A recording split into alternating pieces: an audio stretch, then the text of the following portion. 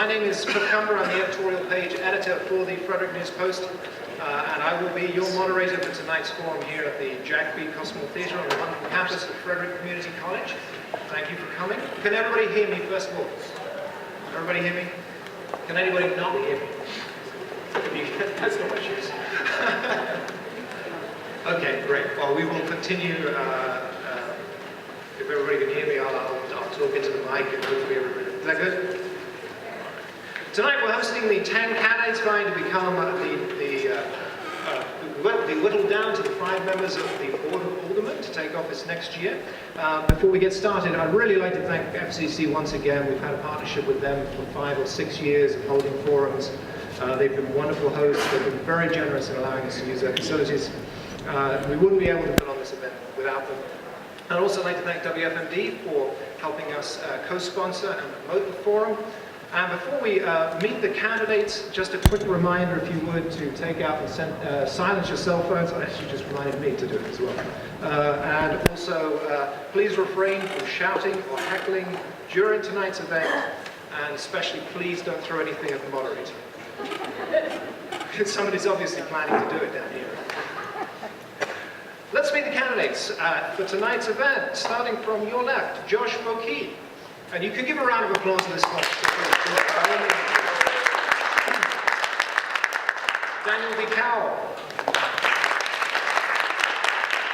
Philip Mason. John Daniels.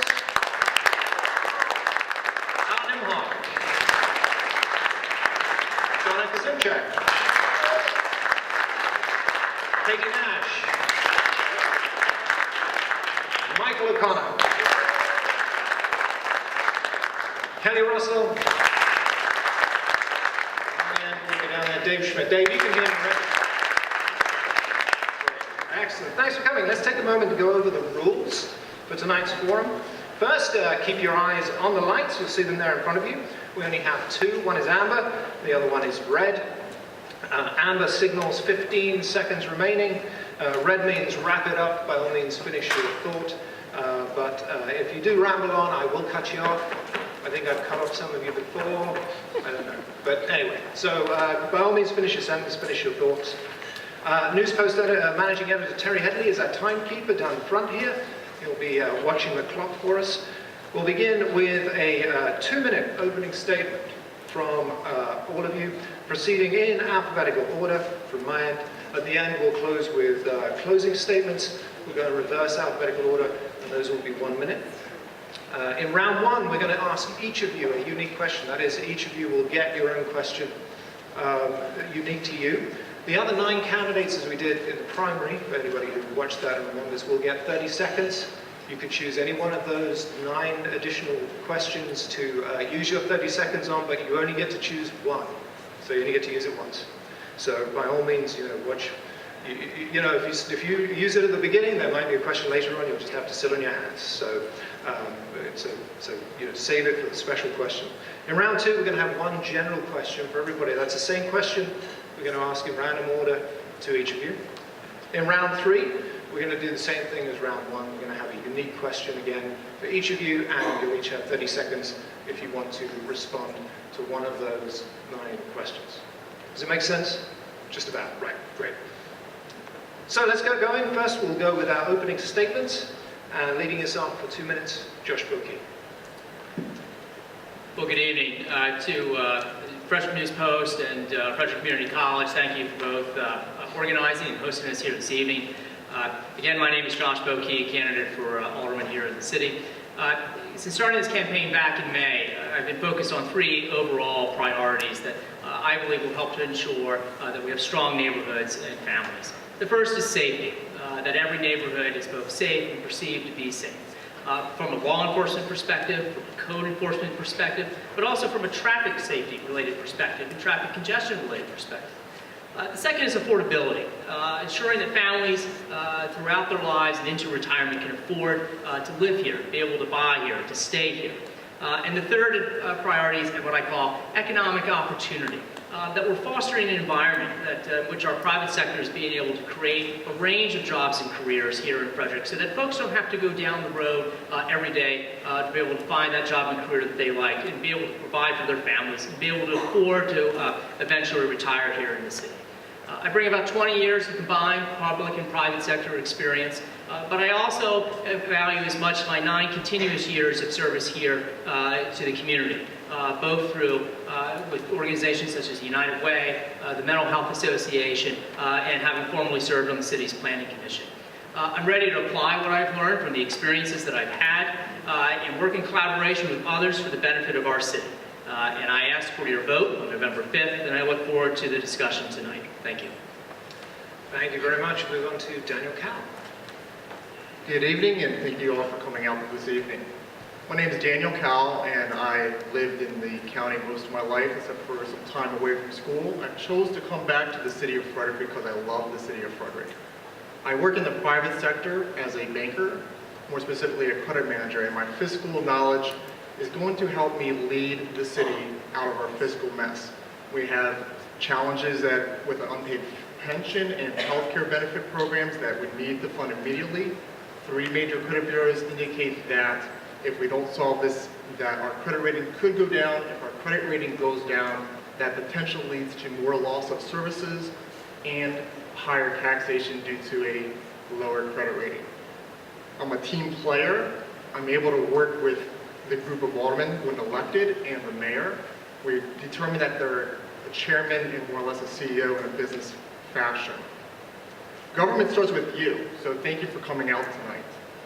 The committees that are formed bring ideas to the aldermen, who then vote to determine whether it's going to be legislation for new law, which then the mayor enacts.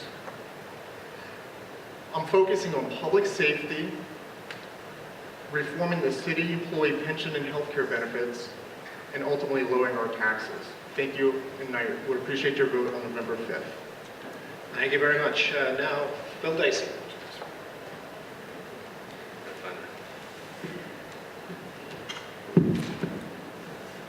Sorry, I think I'm in no man's land here with the microphones.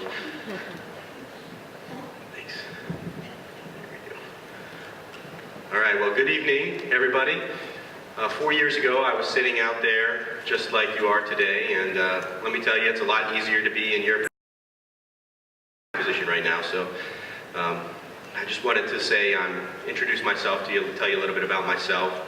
I grew up here. I graduated from Thomas Johnson High School.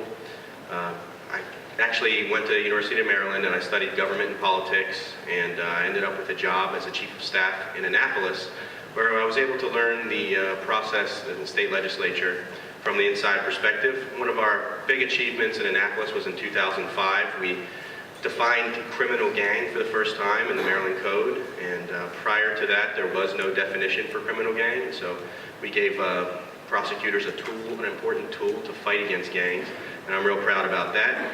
After spending a couple years in Annapolis, I decided I needed to find a real skill, and I went to law school at night, and I worked my way through law school at night, and I passed the Maryland bar, and I was real proud of that. That was not an easy thing to do, but led me to a job at the Department of Motor Vehicles. I work as Director of External Affairs there. I cover legislation and regulation. One of the big things that we just recently did was October 1st. We passed a law that says you can no longer operate a handheld cell phone and a motor vehicle at the same time. We looked at the statistics and saw that it was very dangerous. And actually, law enforcement has written, I got the numbers the other day, 1,500 citations since October 1st, so be on the lookout for that. I think that's an important public safety measure. My wife's a small business owner downtown. She owns the Frederick Center for Marriage and Family Therapy. I have 2 little girls, Harper, who's 2, and Kira, who's 4. Right now, Kira insists on being a cowgirl when she grows up, so she's not going to follow in her father's footsteps as a lawyer for sure. But thank you very much, and I hope you have a good evening. Thank you. John Daniels. Hi, I'm John Daniels, and I just want to assure you that I am much older than I look, and my voice is normally not like this. But maybe I'm 14 or 15. Look, there's no doubt that the city of Frederick is going to grow. Our comprehensive plan suggests that we're going to have a population increase of about 19,000 people by 2030. I'm running for alderman to contribute to the overall management of that growth while we preserve those things that we love about our great city. Since moving to Frederick, I've been deeply involved in the city issues and discussions. I ran for office in 2009. So 2009, I was sitting right here. I chaired the Committee for Solid Waste and Recycling, and I participated with numerous advocacy groups both locally and regionally. My first career was with the Navy, where I retired as a Master Chief, having served in management roles in both maintenance and operational planning. In those roles, I learned the importance of teamwork and compromise in solving complex issues. With your support, I'll bring these same skills to the table as your alderman. I'm asking for your vote on November the 5th. Thank you. Thank you very much. Alan? Good evening, and I'd like to thank the Frederick News Post, FCC, WFMD, but most importantly you, the voters of this city, coming out to listen to us one more time to determine who will be running this city in just a little over 2 weeks. On behalf of my students here at FCC, they appreciate the opportunity to get out of class early tonight. Unfortunately, I had to give them a take-home exam that must be done by midnight tomorrow. In just under 2 weeks, we will finish our take-home exam up here, and we will be looking for the grades that you're going to give us as you put us in office. I know the material. I've been an alderman before, so I can ramp up fairly quickly. I spent 5 years as vice chairman of the Planning Commission, so I'm very familiar with issues of growth. And I had a 32-year career with AT&T handling major customers with major problems. And throughout all that, I learned to listen. I will take those skills, and I am ready to take on the responsibility and feel confident that I will receive a passing grade to be a part of Team Frederick. Thank you. Thank you very much. Donna Kazuchi. Good evening. Thanks for coming this evening. I'm Donna Kazemchak. I've been advocating for over 20 years, starting with the PTA and expanding to neighborhood, city, and county issues.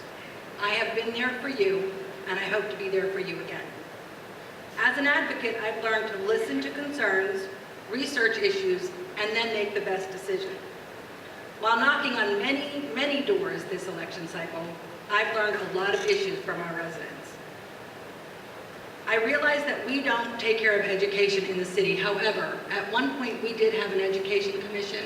I would like to see that education commission come back and advocate for schools in the city.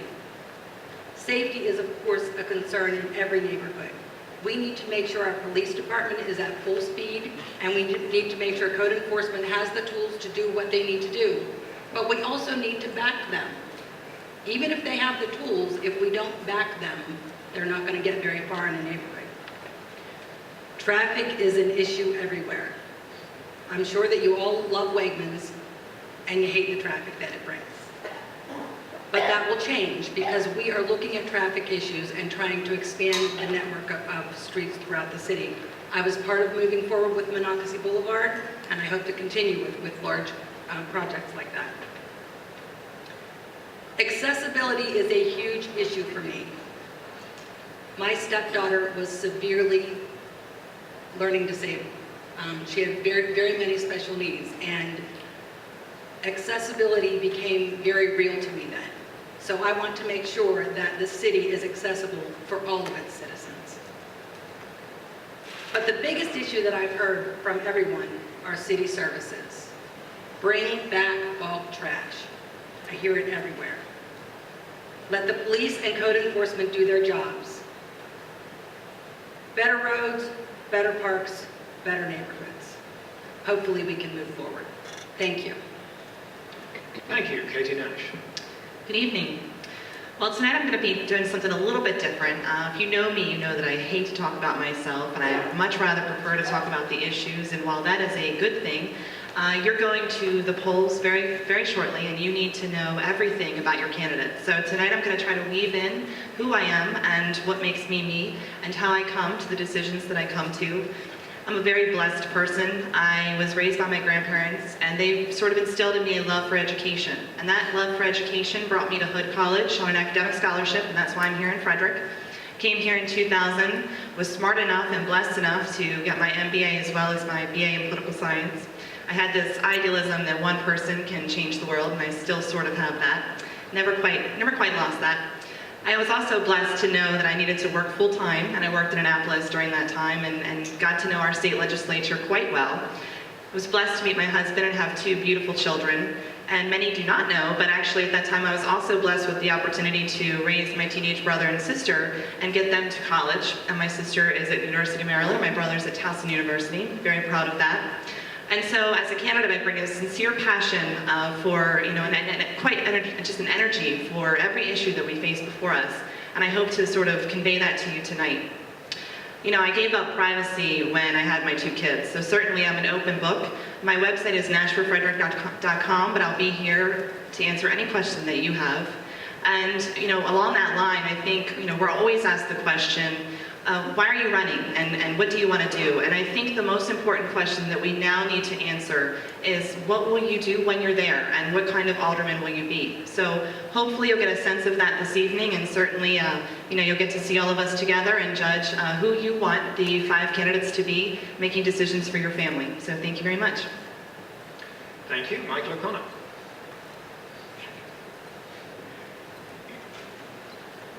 Good evening, and thank you for coming. Thank you, Frederick News Post. Thank you, WFMD. Thank you, FCC, for hosting this event this morning. 4 years ago, the voters of the city of Frederick gave me a wonderful gift. They gave me the opportunity to serve the residents of the city of Frederick. And at that time, I promised that I would do it in a specific kind of way, that I would use the experience that I had in the private sector, 20 years in media covering local Frederick County news, Frederick County and Frederick City, politics and government. My private sector work took me to the nonprofit realm in 2006. I'm the church business manager at St. Catherine Drexel Parish, just up the street here. Those experiences have brought a certain kind of perspective to the job of what it means to be a public servant, of how important it is to have a process that is transparent and one that has the faith of the citizenry. And I think I've demonstrated through my role as a member of the Board of Aldermen that I've lived up to the promise that I hope to bring to it. I've tried to apply a kind of thoughtful decision-making to the many issues that come before us and the many issues that will come before us. And I think that's really important. It's process-oriented. It's focused on outcomes and what's the vision of the community that we're trying to become. And so I ask for the opportunity to continue to do that because we never get done with the important work that we have to do in the city of Frederick. Every new day brings new challenges, but those challenges represent opportunities. In this city, it's looking at how we can do more to make our neighborhoods safe and clean and well-connected. And those are issues of public safety and code enforcement and of traffic and transportation. It's how we can practice responsible management and budgeting, how we can be good stewards of the public's resources. And finally, it's how we can engage the citizens in the process, because we're here for you, we're here because of you, and I thank you. Thank you very much. Kelly Russell. Good evening, everybody. Thank you to FCC, WFMD, Frederick News Post. Thank you all for being here. As you know, I'm one of your serving aldermen. I'm very grateful to have been given the opportunity 4 years ago to serve you, to continue my life in public service. I became a police officer in 1983 in the city of Frederick because I wanted to serve my community. And 22 years later, I was fortunate enough to retire, and now I have this opportunity to serve you. I just had one of those moments. They happen to everybody. I've had the great opportunity to work with a very thoughtful Board of Aldermen, and we have moved a lot of things forward. I've always thought that the most important thing in in your Board of Aldermen is the thoughtfulness, as Alderman O'Connor has said, to listen to what it is that the issues are that you have, what are the problems that you have, and then how can we work to connect you with the right services to solve your problems, to make your quality of life better. And I think that that's a vision that we all share, but that we've been able to start to accomplish in this administration. I'm very grateful to you to have been given this opportunity, and I very much have enjoyed my job. I love it, and I really want to do it for another 4 years, and I hope that you'll give me the opportunity. I've been able to serve on many of the different committees and commissions with the city, Planning Commission, Bicycle and Pedestrian Ad Hoc Committee, the Green Initiatives team. We were just awarded Sustainable Certified Maryland. And as a police officer, former police officer, I know the needs of our public safety departments, and we need to work on getting our police department up to staff. And I will tell you also that Friday we're graduating the 53rd Academy class at Weinberg Center at 1 o'clock, and I would invite you all to come and attend that. So look forward to speaking with you this evening, and I'll turn it over to my next door neighbor. Thank you very much, Dave Smith. Thank you all so much for coming out tonight. For the couple of you that I haven't met yet, or met here or at the door, or gotten a mailer or 3 from me. My name's Dave Schmidt. I grew up here in Frederick, very proud of that. And my family's had a small business here for about 20 years. A couple years ago, I started my own company helping other small businesses provide more services with their limited incomes. I'm also really proud. I served as a United States Marine. In 2008, they came to our unit and said, "Hey, who wants to go to Iraq?" And I raised my hand and I said, "I'll go." And I raised my hand again. And hopefully, in a couple of weeks, I'll get to serve in a different capacity here as an alderman in the city of Frederick. So thank you again so much for coming out tonight, and I look forward to this as well. Short and sweet, thank you. Give them a round of applause, please.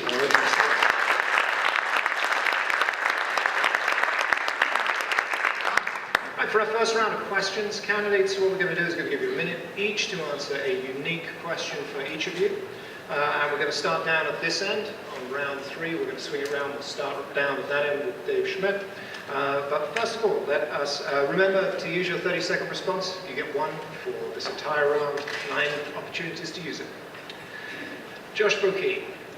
With the growth of the city has come a commensurate increase in the number of cars and trucks on our roads, yet money available for just maintenance, in particular from the state, has diminished. What can the city do to leverage the money it has, and where does transportation rank among your priorities for the next 4 years? Thank you for the question. I think it's a great question, and actually we had a forum, the NAC forum last evening, and every NAC but one actually reported that traffic was was one of their top concerns throughout the city. A couple things. One, when we talk about traffic, we actually have to talk about different aspects of what the traffic situation is. If we're looking at Route 26 coming into Route 15 southbound, that is a traffic that's being generated not necessarily, not just with the commercial, with Wegmans, et cetera, that's been established, but we're also looking at a lot of commuter traffic that's coming as far down from 194 all the way down from Union Bridge. So that requires local officials here to be able to work with our state delegation to help focus the needs of the and the priorities of the state to ensure we have a breakout project to address that traffic congestion. That's a big scale project. And then we have to look at what I call other traffic-related issues, where it could be ensuring you've got a crosswalk that goes across, for instance, Deal Avenues in desperate need for, I think, for a crosswalk to go across there so the kids can get across. And these are smaller project items, and those are things that we can be maybe more strategic at how we utilize the budget. Thank you very much. A minute goes quickly. Does anybody like to use their 30-second responses to talk about transportation? All right, moving on.